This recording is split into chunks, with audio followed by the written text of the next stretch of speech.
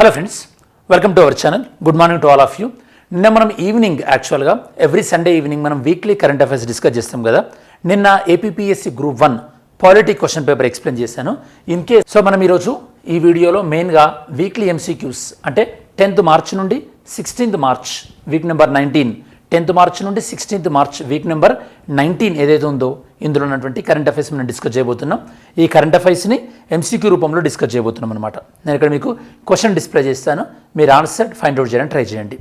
మీకు ఆల్రెడీ మీరు group one నిన్న మీరు చూసినట్టయితే కనుక ఎగ్జామ్లో చాలా ఆల్మోస్ట్ ఒక 10 క్వశ్చన్స్ వరకు కూడా మనం ఈ వీడియోలలో డైరెక్ట్గానో ఇండైరెక్ట్గానో డిస్కస్ చేసినటువంటి టాపిక్సే. సో జాగ్రత్త వినండి. నెక్స్ట్ అప్కమింగ్ టీఎస్పీఎస్సీ గ్రూప్ 1 ప్రిలిమ్స్లో కూడా యూజ్ అయ్యేటటువంటి అవకాశం ఉంటుంది. ఓకే, నిన్న నేను మీకు గ్రూప్ 1 చేసింది అంటే పాలిటీ ఎక్స్ప్లెయిన్ చేశాను కదా, అది మన ఛానల్లో లైవ్ సెక్షన్లో ఉంటుంది. లైవ్ సెక్షన్లో ఆ వీడియో ఉంటుంది, మీరు ఆ వీడియో యాక్సెస్ చేయవచ్చు, చెక్ చేయండి. ఓకేనా? సరే, ఫస్ట్ క్వశ్చన్ చూద్దాం. Yaounde declaration recently seen in the news. It is related to which of the following issues. Actually Yaounde అనేది మనకి ఆఫ్రికా కాంటినెంట్లో ఒక ప్లేస్ అనమాట. యాక్చువల్లీ ఆఫ్రికాలో మలేరియా వల్ల చనిపోయే వాళ్ళ సంఖ్య చాలా ఎక్కువ ఉంటుంది. ఈవెన్ ప్రపంచవ్యాప్తంగా ఆల్మోస్ట్ 95% మలేరియా డెత్ అనేది ఆఫ్రికాలో ఉంది. మరి ఆఫ్రికాలో మలేరియాని తగ్గించడానికి రీసెంట్గా జరిగినటువంటి ఒక సదస్సు జరిగింది. అదే మనకి యావండే డిక్లరేషన్. ఇది రిలేటెడ్ టు మలేరియా ఎరాడికేషన్ అనమాట. మరి మలేరియా అనేది దేనివల్ల వస్తుంది మనకి? బ్యాక్టీరియానా, వైరసా, దేనివల్ల వస్తుంది మనకి మలేరియా అనేది? ఆన్సర్ చేయండి. So ministers of health, Africa కంట్రీలోని ఈ యొక్క హెల్త్ మినిస్టర్స్ అందరూ కూడా యావండే డిక్లరేషన్ వీళ్ళకి ఇక్కడ మీట్ అవ్వడం జరిగింది. సుమారు 11 ఆఫ్రికన్ కంట్రీస్, ఈ యొక్క WHO కూడా ఈ ఈవెంట్ని హోస్ట్ చేయడం జరిగింది. ఈ 11 ఆఫ్రికన్ కంట్రీస్ ఆల్మోస్ట్ ఆల్ ప్రపంచంలో 70% ఆఫ్ ద మలేరియా యొక్క అకరెన్స్ అంటే మలేరియా రావడం అనేది 11 కంట్రీస్లోనే ఉంది. And 95% of the malaria cases అన్ని కూడా ప్రపంచవ్యాప్తంగా వస్తున్నవి ఆఫ్రికాలో ఆరిజినేట్ అవుతున్నాయి అన్నమాట. Next question, consider the following statement regarding the Samudrayaan mission. రీసెంట్గా మనం ఈ యొక్క సముద్రయాన్ మిషన్ని అనౌన్స్ చేసాం. ఆ సముద్రయాన్ మిషన్ అంటే మనకి ఈ యొక్క సముద్రం లోపలికి ఆల్మోస్ట్ 6000 మీటర్స్ వరకు కూడా మనము మన వాళ్ళని పంపిస్తాం అనమాట. 3 వెళ్తారు లోపలికి. ఓకే, ఒకరు పైలట్ నడిపే వాళ్ళు, 2 సైంటిస్టులు ఎక్స్ప్లోరేషన్ చేస్తారనమాట సముద్రం లోపల. ఇది మనకి డీప్ ఓషన్ మిషన్లో భాగం. ఓకే, మనకి ఈ సముద్రం లోపలికి వెళ్ళడానికి యూజ్ చేసేటువంటి వెజల్ ఏంటంటే మత్స్య అనేటటువంటి వెజల్ అనేదాన్ని మనం యూజ్ చేస్తాం అనమాట. ఆ పరికరాన్ని మనం యూజ్ చేస్తాం. అది మనం టైటానియంతో తయారు చేస్తాం. ఫస్ట్ స్టేట్మెంట్ చూద్దాం. It is India's first manned mission to explore the deep ocean. Okay, first time మనుషులు పంపిస్తున్నాం. The ministry of science and technology is the nodal ministry అంటున్నారు. Ministry of science and technology కాదు nodal ministry of earth sciences. కాబట్టి first option 1 only. Answer వచ్చేసి A, 1 only. Context, national institute of ocean technology NIOT వీళ్ళు రీసెంట్గా ఈ యొక్క India's first manned submarine అంటే మనుషుల్ని లోపలికి పంపించారనమాట ఫస్ట్ టైం. ఇది మనకి మినిస్ట్రీ ఆఫ్ ఎర్త్ సైన్సెస్ వాళ్ళ ఆధ్వర్యంలో. Samudrayaan mission India's first manned mission. ఎంతమందిని పంపించారు? 3 మెంబర్స్ని పంపించారు. ఎంత డెప్త్? 6000 మీటర్స్. ఇప్పటివరకు కేవలం 5 దేశాలు మాత్రమే 6000 మీటర్స్ వరకు మనుషుల్ని పంపించగలిగినాయి. సో మన ఇండియా అనేది 6వ కంట్రీ కాబోతుంది. ఇందులో భాగంగా ఇది మనకి ఈ యొక్క డీప్ సీ ఎక్స్ప్లోరేషన్లో భాగంగా. ఇది ఓన్లీ రీసెర్చ్ వెసలే కాబట్టి సముద్రం లోపల ఉన్నటువంటి బయోడైవర్సిటీకి ఎలాంటి ఆటంకం ఉండదన్నమాట.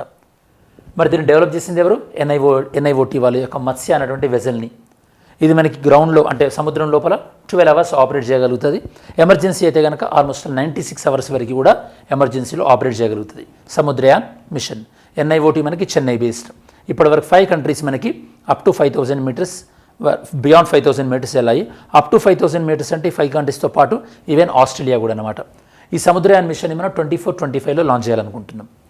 Question number 3, recently India signed a deal known as inter governmental framework agreement. Inter governmental framework అనే అగ్రిమెంట్ని రీసెంట్గా మనం ఏ కంట్రీతో మనం సైన్ చేసినాం? రీసెంట్గా మనం సైన్ చేసింది ఏంటంటే ఈ యొక్క మధ్య ఆసియా దేశమైనటువంటి సౌదీ అరేబియా వాళ్ళతో, యునైటెడ్ అరబ్ ఎమిరేట్స్ UAE వాళ్ళతోని సైన్ చేస్తామన్నమాట. ఈ ప్రోగ్రాంలో భాగంగా ఏందన్నట్టు ఇది మనకి అంటే UAE వాళ్ళతో మనం కలిసి పోర్ట్స్ కానీ రోడ్స్ కానీ ఈ ఇన్ఫ్రాస్ట్రక్చర్ ప్రాజెక్ట్ ఏవైతే ఉంటాయో అందులో కోఆపరేషన్ పాయింట్ ఆఫ్ వ్యూలో ఈ అగ్రిమెంట్ చేసుకున్నాం. యాక్చువల్లీ ఈ అగ్రిమెంట్ ఎందులో భాగం అంటే India, middle east, Europe economic corridor అంటే యూరోప్ ప్రాంతం కూడా మనం ఒక ఎకనామిక్ కారిడార్ కన్స్ట్రక్ట్ చేస్తామని చెప్పేసి మనం G20లో అనుకున్నాం కదా, అందులో భాగం అనమాట UAE అనేది. UAE మనకు ఆఫ్ కోర్స్ ఈ మధ్యలో మనకి ఇండియాకి చాలా సపోర్ట్గా ఉంటున్నటువంటి కంట్రీ. అండ్ ఈవెన్ మనకి ఎక్స్టర్నల్ ట్రేడ్ పాయింట్ ఆఫ్ వ్యూలో, విదేశీ వాణిజ్యం పాయింట్ ఆఫ్ వ్యూలో కూడా UAE మనకి చాలా ముఖ్యమైనటువంటి country, important country. So context రీసెంట్గా మనకి యూనియన్ గవర్నమెంట్ అప్రూవ్ ఇవ్వడం జరిగింది. దేనికి? Inter governmental framework agreement. ఎప్పుడు సైన్ చేశారు? 13 ఫిబ్రవరి బిట్వీన్ ఇండియా అండ్ యుఏఈ. ఇది ఎందులో భాగం? India middle east European economic కారిడార్లో భాగం అనమాట. ఇందులో మనకి joint ventures on various issues, logistics, maritime, ports ఇట్లాంటి వాటిలన్నిటిపైన కూడా జాయింట్ అగ్రిమెంట్ అనేది ఉంటుంది. Next question number 4. Pradhan Mantri Samajik Uttam evam Rozgar Adharit Jan Kalyan. Okay, ఈ PM Suraj is an initiative of A ministry of social justice and empowerment. ఈ మినిస్ట్రీ పరిధిలో పనిచేస్తుంది. దీని ప్రకారం ఏంటంటే ఎవరైతే కనుక ఒక పూర్ పీపుల్ ఉంటారో వాళ్ళకి లోన్స్ ఇవ్వడం, అఫోర్డబుల్ లోన్స్ ఇచ్చి గవర్నమెంట్ హెల్ప్ చేయడం అనమాట. Okay, credit support for entrepreneurs. ఎవరు? డిసడ్వాంటేజ్ సెక్షన్స్, ఎవరైతే కనుక వెనుకబడినటువంటి సెక్షన్స్ ఉన్నారో వాళ్ళకి లోన్స్ ఇచ్చి ఎంకరేజ్ చేసేటువంటి programme, loans and credit schemes implemented by ministry of social justice and empowerment. Social justice and empowerment వాళ్ళు దీన్ని ఇంప్లిమెంట్ చేస్తారు. Next question number 5. In which of the following states Pobitora wildlife sanctuary is located? Pobitora wildlife sanctuary ఇది యాక్చువల్గా మనకి 1 horn rhino ఉంటుంది కదా, దానికి చాలా ఫేమస్ అనమాట. అందుకోసం దీన్ని మనం మినీ కజీరంగా అంటాం. రీసెంట్గా ఈ ప్రాంతాన్ని డీనోటిఫై చేయడం జరిగిందనమాట. అంటే ఇది ఇప్పుడు యొక్క ప్రొటెక్టెడ్ ప్లేస్ కాదనమాట, అంటే రక్షిత ప్రదేశం కాకుండా పోతుంది. దాన్ని సుప్రీంకోర్టు కూడా క్వశ్చన్ చేసింది. ఆ పాయింట్ ఆఫ్ వ్యూలో మనకి ఈ పోబితోరా నేషనల్ వైల్డ్ లైఫ్ శాంక్చురీ అనేది న్యూస్లో ఉంది. ఇది మనకి అస్సాంకి సంబంధించింది. అస్సాం గవర్నమెంట్ రీసెంట్గా దీన్ని డీనోటిఫై చేయడం జరిగింది. ఈ క్యాబినెట్ అప్రూవల్ని సుప్రీంకోర్టులో క్వశ్చన్ చేశారు. ఇది మనకి Brahmaputra flood plains, okay, Brahmaputra నదీ పరివాహక ప్రాంతంలో కూడా వస్తుందన్నమాట. ఇక్కడ మనకి 1 హార్న్ రైనోస్ చాలా హైయెస్ట్ డెన్సిటీ ఉంటాయి. అందువల్ల దీన్ని మనం మినీ కజీరంగా అని అంటుంటాం. Next question number 6. Consider the following statement about European Free Trade Association, EFTA. ఈ యొక్క ఈఎఫ్టీఏ అంటే మనకి కొన్ని దేశాలకు సంబంధించింది అనమాట. ఇది ఫ్రీ ట్రేడ్ అగ్రిమెంట్స్. ఇవి మెయిన్గా ఇందులో 4 కంట్రీస్ ఉంటాయి. ఆ 4 కంట్రీస్ ఏంటో చూద్దాం. రీసెంట్గా వీళ్ళతో మన ఇండియాకి అగ్రిమెంట్ కూడా అయింది. Okay, it is a regional trade organisation and free trade area. ఇది ఒక ప్రాంతంకి సంబంధించినటువంటి free trade area, right. It operates independently of the European Union వాళ్ళకి దీనికి సంబంధమే లేదు. ఇది కూడా రైటే. It currently has more than 10 members కాదు, ఓన్లీ 4 మెంబర్సే ఉన్నారు. కాబట్టి first 2 statements are right. Answer is B. So context, India and the European Free Trade Association EFTA they signed what? Trade and economic partnership agreement. వీళ్ళు trade and economic partnership అనే అగ్రిమెంట్ని sign చేసుకున్నారనమాట. Trade and economic partnership agreement. మరి ఈ యొక్క European Free Trade association వీళ్ళెవరు ఎప్పుడు form అయ్యారు? 1960లో ఫామ్ అయ్యారు. ఇందులో ఉన్న వాళ్ళు ఎవరు? Iceland, Liechtenstein, Norway, Switzerland. ఈ 4 కంట్రీస్ అనమాట. రీసెంట్గా మన ఇండియా వాళ్ళు వీళ్ళతోని అగ్రిమెంట్ చేసుకున్నారు. వీళ్ళకి యూరోపియన్ యూనియన్కి సంబంధం లేదు. ఓకే, ఇలా ఈ అగ్రిమెంట్లో ఏమేమి ఉన్నాయి మనకి? ఇంటెలెక్చువల్ ప్రాపర్టీ రైట్స్కి సంబంధించింది, అలానే మ్యూచువల్గా ఇన్వెస్ట్మెంట్స్ని ఎంకరేజ్ చేసుకోవడానికి కూడా ఈ అగ్రిమెంట్ ఎంతగానో హెల్ప్ఫుల్ అవుతుంది. Next question number 7. Consider the following statement regarding the president rule that is imposed under article 356. Article 356 ప్రకారం మనం ఏదైతే కనుక విధిస్తామో రాష్ట్రపతి పాలన, ప్రెసిడెంట్ రూల్, దానికి సంబంధించినటువంటి statement. It cannot be imposed without the return recommendation of the governor అంటున్నారు. కాదు, ఎవరు ఉండాలి? రిటర్న్ రికమెండేషన్ ఆఫ్ క్యాబినెట్ ఉండాలి. మరి ఇండియాలో ఏ రాష్ట్రంలో ఎక్కువ సార్లు ప్రెసిడెంట్ రూల్, రాష్ట్రపతి పాలన విధించబడింది? ఆన్సర్ చేయండి. Second statement, every proclamation of president rule, ప్రతి ప్రెసిడెంట్ రూల్ కూడా must be approved by both the houses of parliament within a stipulated period of time. నిర్ణీత సమయంలో పార్లమెంట్లోని 2 హౌసెస్ కూడా అప్రూవ్ చేయాలంటున్నారు. ఓకే, ఈ స్టేట్మెంట్ రైట్. ఎన్ని మంత్స్లో? 2 మంత్స్లో. ఇంకో క్వశ్చన్ మీకు, ప్రెసిడెంట్ రూల్ యొక్క మ్యాక్సిమం డ్యూరేషన్ ఎంత? What is the maximum duration of president rule? Okay, సరే కాంటెక్స్ట్ చూద్దాం. ఎస్ఆర్ బొమ్మాయి కేసు 30 సంవత్సరాలు ఈ యొక్క ఫినిష్ అయినటువంటి సందర్భంలో ఈ యొక్క ప్రెసిడెంట్ రూల్ అనేది వార్తల్లో వచ్చింది. మనకి ఎస్ఆర్ బొమ్మాయి కేసు అనేది కర్ణాటకకు సంబంధించింది.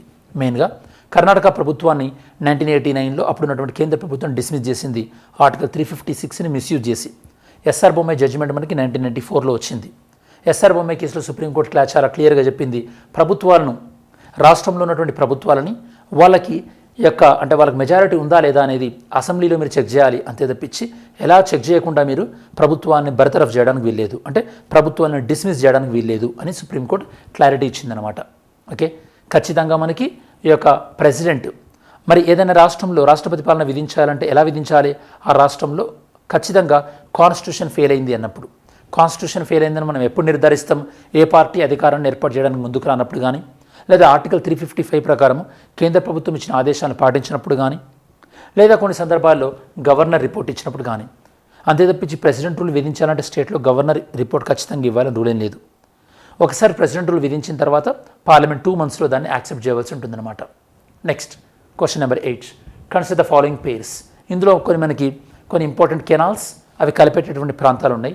సూయజ్ కెనాల్ అనేది ప్రధానంగా రెడ్ సీ, దాంతోపాటు మెడిటరేనియన్ సీ, మధ్యధరా సముద్రం రెడ్ సీని కలుపుతుంది. First statement is right. Panama canal ఇది మనకి అట్లాంటిక్ ఓషన్ని పసిఫిక్ ఓషన్ని కలుపుతుంది, ఇది కూడా రైటే. Third one strait of Hormuz దేన్ని కలుపుతుంది? పర్షియన్ గల్ఫ్ని, దాంతోపాటు ఒమన్, ఓకే, గల్ఫ్ ఆఫ్ ఒమన్ని కలుపుతుంది అనమాట. It connects Atlantic Ocean and Mediterranean Sea, ఇది రాంగ్. కాబట్టి only 2 statements are right. B. ముఖ్యమైనటువంటి కెనాల్ చూద్దాం. సూయజ్ కెనాల్ మీకు ఆల్రెడీ చెప్పాను, Mediterranean see and Red Sea. And Panama Canal Atlantic Ocean Pacific Ocean. Strait of Hormuz, okay, ఇది మనకి Persian గల్ఫ్ని, దాంతోపాటు గల్ఫ్ ఆఫ్ ఒమన్ని కనెక్ట్ చేస్తుంది. ఇది చాలా చాలా ఇంపార్టెంట్. ఇది మనకి ఒమన్ అండ్ ఇరాన్ మధ్య గుండా ఉంటుందన్నమాట. ఇక్కడ మనకి oil transportation, crude oil transportation, ఆ షిప్స్ ఉంటాయి కదా, అవి చాలా ఎక్కువ వెళ్తుంటాయి ఈ ప్రాంతం నుంచి మనకి. బాస్ఫరస్ స్టేట్ అనేది యాక్చువల్గా మెడిటరేనియన్ సీని, బ్లాక్ సీని కలుపుతుంది. ఇది మెయిన్గా చెప్పాలంటే టర్కీని యూరోప్తో కలిపేటటువంటి ఇంపార్టెంట్ ఈ యొక్క జలసంధి అనమాట. నెక్స్ట్ స్టేట్ ఆఫ్ మలక్కా మీకు తెలుసు, సింగపూర్కి సౌత్ ఉంటుంది. ఇది మనకు మెయిన్గా ఇండియన్ ఓషన్ని, పసిఫిక్ ఓషన్ని మెయిన్గా, అంటే సౌత్ చైనా సీ అనేది పసిఫిక్ ఓషన్లో భాగం కాబట్టి దీన్ని కలుపుతుంది.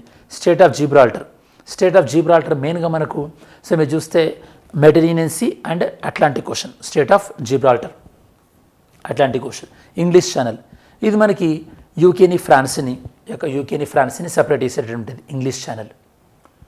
Next question number 9, which one of the following is the primary reason for excluding food and energy prices from core inflation. మనకి కోర్ ఇన్ఫ్లేషన్ అనేది ఉంటుంది. రీసెంట్గా మన కోర్ ఇన్ఫ్లేషన్ అనేది చాలా స్టేబుల్గా ఉంది అని గవర్నమెంట్ లెక్కలు చెప్తుంది అనమాట. మరి కోర్ ఇన్ఫ్లేషన్ స్టేబుల్గా ఉండడానికి రీజన్ ఏంటంటే కోర్ ఇన్ఫ్లేషన్లో ఈ యొక్క ప్రైసెస్ ఏవైతే కనుక చాలా ఫ్లక్చుయేట్స్ అవుతుంటాయో వాటిని ఇంక్లూడ్ చేయం కోర్ ఇన్ఫ్లేషన్లో ప్రైసెస్ ఫ్లక్చుయేట్ అయ్యేటువంటి ఏవైతే ఉంటాయో వాటిని ఇంక్లూడ్ చేయం. అవి మెయిన్గా మనకి ఎనర్జీ అండ్ ఫుడ్ ప్రైసెస్. ఎందుకు? వాటి యొక్క ప్రైసెస్ చాలా ఫ్లక్చుయేట్ అవుతుంటాయి కాబట్టి సి అనేది ఆన్సర్. కాంటెక్స్ట్, కోర్ ఇన్ఫ్లేషన్ మనకి చాలా తక్కువ ఉండే అవకాశం ఉందంటున్నారు. ఎంత ఉందంటున్నారు? 3% ఉండే అవకాశం ఉంది. కోర్ ఇన్ఫ్లేషన్లో మనకి ఏమేమి ఉండవు? Goods and services prices monitor చేస్తుంటారు. ఇందులో ఉండదు ఏంటంటే ఫుడ్ ప్రైస్, దాంతోపాటు ఎనర్జీ ప్రైసెస్ అనేవి ఇందులో కన్సిడర్ చేయరు. Next question number 10, the nomination of members of Rajya Sabha falls under the purview of the. Rajya Sabha nomination అంటే రాజ్యసభకు నామినేట్ అయ్యారు కదా సభ్యులు. రీసెంట్గా సుధా మూర్తి గారు నామినేట్ అయ్యారు కదా, అది ఏ మంత్రిత్వ శాఖ వాళ్ళు రికమెండ్ చేస్తుంటారు? Parliamentary affairs, home affairs, land justice, election commission of India అంటే మినిస్ట్రీ ఆఫ్ హోమ్ అఫైర్స్. రీసెంట్గా మనకి ఫిలాంథ్రోపిస్ట్, దాంతోపాటు ఆధారైనటువంటి సుధామూర్తి గారిని ఈ యొక్క రికమెండ్ చేయడం జరిగింది. ఈ నేమ్స్ అంటే రాజ్యసభకు 12 మెంబర్స్ని రికమెండ్ చేస్తారు. ఎక్స్పర్ట్ ఇందులో ఉన్న వాళ్ళు arts, science, literature, social service ఇందులో ఎక్స్పర్ట్ ఉన్న వాళ్ళని రిఫర్ చేస్తారన్నమాట. ఓకే, దీన్ని రికమెండ్ చేసేది ఎవరు? Ministry of home affairs. దేని ప్రకారము? Allocation of business rules. మెయిన్గా ఇది మనకి నారీ శక్తిని ప్రతిబింబిస్తుందని చెప్పేసి ఈ యొక్క ఇంటర్నేషనల్ ఉమెన్స్ డే రోజు సుధామూర్తి గారిని నామినేట్ చేయడం జరిగింది. ఆర్టికల్ 80 క్లాస్ 3 ప్రకారము ఆర్ట్స్, సైన్స్, లిటరేచర్, సోషల్ సర్వీస్లో ఎక్స్పర్ట్ ఉన్న వాళ్ళని రిఫర్ చేస్తారు. యాక్చువల్లీ సచిన్ టెండూల్కర్ గారిని ఇలా రిఫర్ చేసినప్పుడు ఈ రిఫరల్ గురించి మనకి సుప్రీంకోర్టులో కేసు కూడా ఫైల్ అయింది. అది మన Gopal Singh Sisodia versus union of India. అందులో ఇలా నామినేట్ చేయొచ్చు అనే దాన్ని సపోర్ట్ కూడా చేశారన్నమాట. సరే, yesterday's video question, consider the following statement. Election commission of India is a 5-member body. Wrong. 3-member body. Union ministry of home affairs decides the election schedule. కాదు, ఎన్నికల సంఘం డిసైడ్ చేస్తుంది. Election commission of India reserve the disputes. Yes, ఏదైనా 2 రాజకీయ పార్టీల మధ్య dispute ఉంటే election commission of India decide చేస్తుంది. Next today's video question, nominated members of Rajya Sabha can vote. రాజ్యసభలో నామినేటెడ్ సభ్యులు ఎందులో ఓటు చేయొచ్చు? President election and election of the vice president and election of the deputy chairman of Rajya Sabha ఎందులో vote చేయొచ్చు? Answer చేయండి. Parrot fever also known as psittacosis is caused by. ఈ parrot fever దేని వల్ల వస్తుంది? Next, democracy report 2024 released by. ఎవరు release చేశారు? So ఇవి మనకి ఈరోజు వీడియోలో ఉన్నటువంటి క్వశ్చన్స్. సరే, మనం వీడియో చివరిలోకి వచ్చేసాము కాబట్టి ఈ వీడియోలో మనం మెయిన్గా డిస్కస్ చేసినటువంటి అంశాలు ఏంటి? ఈ యొక్క weekly MCQs week number 19, 10th March నుంచి 16th మార్చ్ వరకు కవర్ అయినటువంటి ఇంపార్టెంట్ ఇష్యూస్ని ఈ వీడియోలో డిస్కస్ చేశాం. ఐ హోప్ ఈ వీడియో మీకు యూస్ఫుల్ అయింది అనుకుంటున్నాను. Thanks for watching this channel. Have a great day. జై హింద్.